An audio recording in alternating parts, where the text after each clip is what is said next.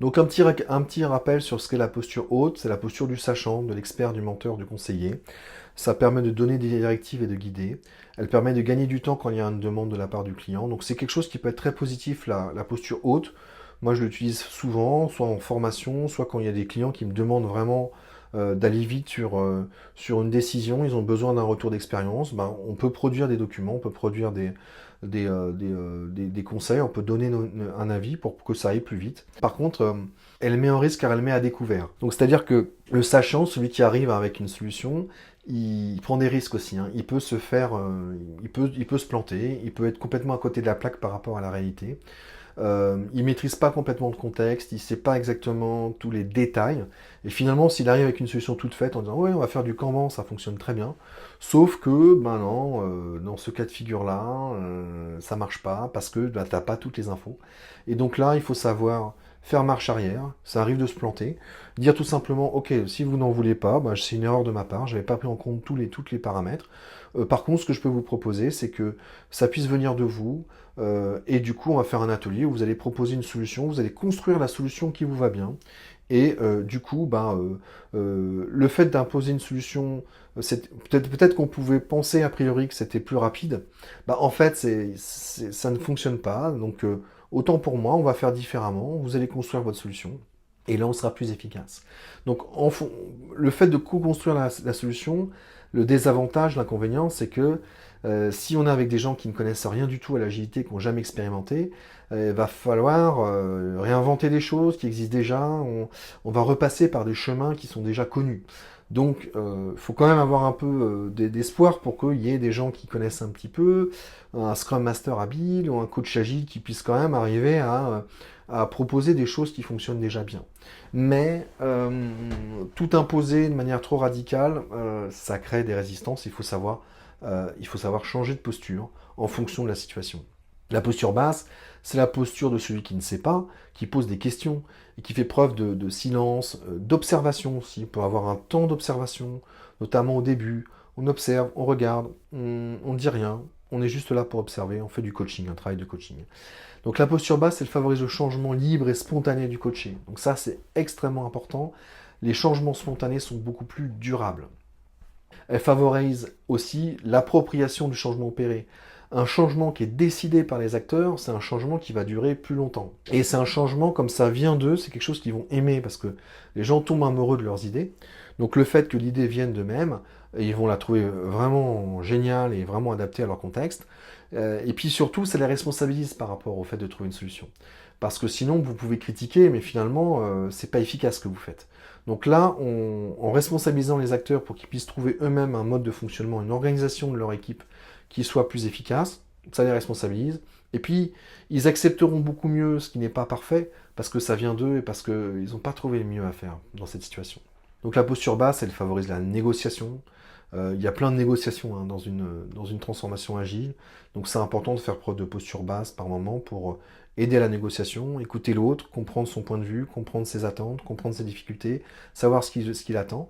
Et peut-être que c'est plus facile de trouver un terrain d'entente quand on sait ce que veut l'autre. Alors la posture basse, elle a aussi un désavantage, c'est qu'elle peut discréditer celui qui l'utilise. Si vous êtes tout le temps en posture basse, à poser des questions, être en silence et observer, au bout d'un moment, on va se dire, mais à quoi tu sers en fait tu nous apportes jamais l'expertise, on n'avance pas, ça bouge pas, finalement là, c'est pas du tout efficace. Donc il faut faire attention au coaching trop posture basse, où on est tout le temps en train d'attendre, de poser des questions. Il y a des moments où on a juste besoin d'aller vite et finalement les gens sont dans l'attente d'une expertise. Et il faut faire attention à l'excès de posture haute ou quand on veut trop expliquer comment faire aux autres, au bout d'un moment on crée des résistances et c'est pas adapté au contexte. Donc ce que je vous propose, c'est la posture adaptative.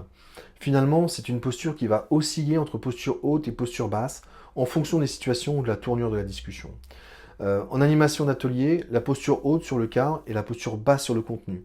Donc c'est-à-dire qu'on est extrêmement cadrant sur comment va se dérouler l'atelier, les règles à respecter. Par contre, on n'intervient pas sur le contenu, sur ce qui est produit lors de l'atelier. On n'en a pas la responsabilité en tant que coach, on est facilitateur. Et donc on a une posture haute sur le cadre, par contre complètement basse sur le contenu qui est produit pendant l'atelier. En cas de résistance au changement, on favorise la posture basse. Elle est beaucoup plus adaptée à ce que la solution vienne des propres protagonistes. Donc la posture basse, si vous voyez que la résistance au changement de l'homéostasie, prenez du recul, basculez en posture basse. Vous pouvez le faire même au cours d'une discussion. Oula, là j'ai loupé un truc, je vais plutôt poser des questions. En cas de volonté de changer vite, d'apprendre ou en cas de demande à être guidé, on favorise la posture haute. Comme on l'a expliqué, on gagne du temps. S'il y a une vraie demande et une acceptation des équipes de faire comme il est bien de faire, d'utiliser des bonnes pratiques, pas de problème pour la posture haute. La posture adéquate peut être discutée avec le client. On peut demander des feedbacks au son client. Est-ce que ça va, le mode de fonctionnement? Est-ce que ça va pas? C'est important aussi de prendre du feedback en tant que coach.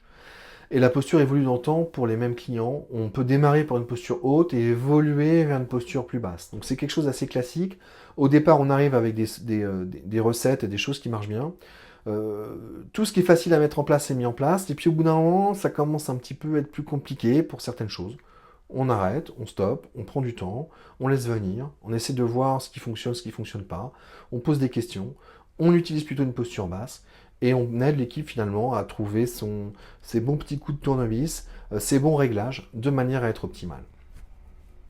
Donc le coaché doit garder sa liberté au changement, ne pas se sentir forcé et contraint. Quand on sent de la résistance, une résistance ou un stress par exemple, il faut savoir reculer et tempérer avec une posture plus basse. Donc ça c'est extrêmement important, ça revient à l'idée de résistance au changement. Si vous sentez que vous forcez un petit peu trop les choses, prenez du recul, prenez du temps. Il vaut mieux prendre du temps à la bonne vitesse au bon moment, plutôt que de devoir se retrouver avec des efforts, un blocage trop ancré et des résistances trop fortes qui font qu'après ça prend encore plus de temps pour dépasser tout ça. Alors la posture haute, elle met en danger, alors que la posture basse, elle donne du pouvoir. Donc ça, c'est assez aussi paradoxal, mais la vraie posture de pouvoir, c'est la posture basse, contrairement à la posture haute qui met à découvert et qui fait prendre des risques. Voilà, c'est fini pour sur cette deuxième partie sur la systémique un petit peu plus avancée. On a vu énormément de concepts. Je passe très rapidement sur les sujets. N'hésitez pas, cette formation, il faut la revoir. Il faut prendre des notes, il faut essayer de trouver des exemples, essayer de réfléchir comment vous pourriez mettre ça en pratique. Il y a d'autres modules dont maintenant je vais vous parler pour vous donner d'autres exemples d'ateliers, d'autres retours d'expérience, d'autres techniques aussi de gestion du stress et d'autres concepts qui vont vous être utiles pour une transformation agile. Mais là, on a fait un grand pas sur tous les aspects systémiques.